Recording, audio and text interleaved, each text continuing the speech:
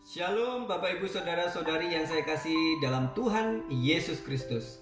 Sabda Sadik pada hari ini berbicara tentang Yesus memberkati di hari Sabat.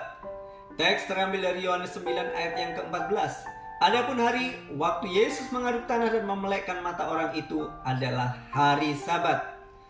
Kalau kita melihat di dalam kitab Injil, kita dapat melihat Yesus melakukan mukjizat dan perbuatan baik lainnya pada hari Sabat.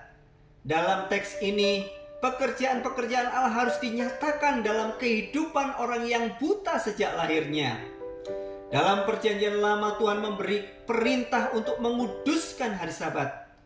Sabat berarti berhenti dari melakukan segala pekerjaan atau istirahat. Allah menciptakan langit dan bumi serta segala isinya selama 6 hari, kemudian berhenti bekerja pada hari ke-7, lalu memberkati dan menguduskan hari ke-7 itu. Allah ingin umatnya berhenti dari semua aktivitas yang biasa dikerjakan. Dengan berhenti bekerja pada hari Sabat, mereka tidak lagi disibukkan dengan urusan pekerjaan untuk kelangsungan hidup, tetapi hati dan pikiran mereka dikhususkan untuk bertemu Tuhan dalam ibadah. Mengapa Tuhan memerintahkan agar menguduskan hari Sabat? Supaya umatnya mengingat perbuatan-perbuatan besar Tuhan yang dinyatakan melalui penciptaan. Supaya umatnya mengingat akan pembebasan mereka dari perbudakan di tanah Mesir dengan tangan Allah yang kuat dan lengan yang teracung. Apa yang dilakukan bangsa Israel saat merayakan Sabat? Mereka berhenti dari kegiatan bekerja, tinggal dalam tenda bersama seluruh anggota keluarga, kemudian mengingatkan anak-anak mereka tentang Tuhan yang menciptakan dari yang tidak ada menjadi ada, juga tentang Tuhan yang telah menebus mereka dari perbudakan di Mesir. Setelah dibebaskan dari perbudakan di Mesir, mereka diingatkan Tuhan untuk beristirahat pada hari Sabat, bukan untuk santai, tidur-tiduran, tetapi menguduskan hari itu agar mengalami pemulihan dengan Tuhan. Seluruh anggota keluarga, termasuk hamba yang tinggal bersama mereka, harus mengkhususkan hari itu untuk bertemu dengan Tuhan dan mengingat kebaikannya. Mereka tidak perlu khawatir mengalami kerugian karena tidak bekerja pada hari itu.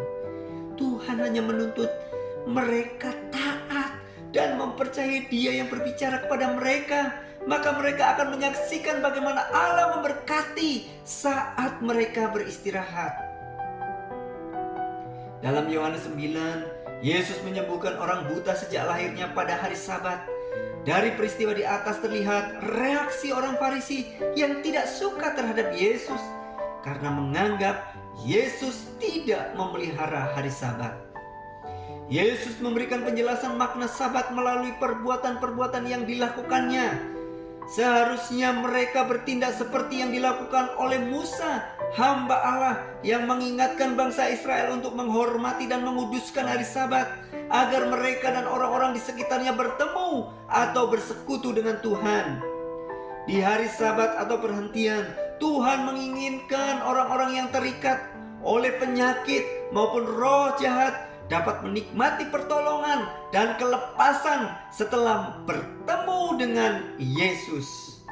Yesus mau supaya pandangan orang Farisi berubah tentang hari Sabat, yaitu tidak semata-mata melarang melakukan ini dan itu secara harfiah, tetapi memperhatikan orang-orang di sekitarnya untuk dapat mengalami lawatan dan pertolongan Tuhan. Makna Sabat sesungguhnya membawa kita kepada perhentian untuk mengalami hadirat Tuhan. Sabat memberikan kita kelepasan dan kemenangan dari ikatan dosa untuk mengalami damai sejahtera dan kasih-Nya.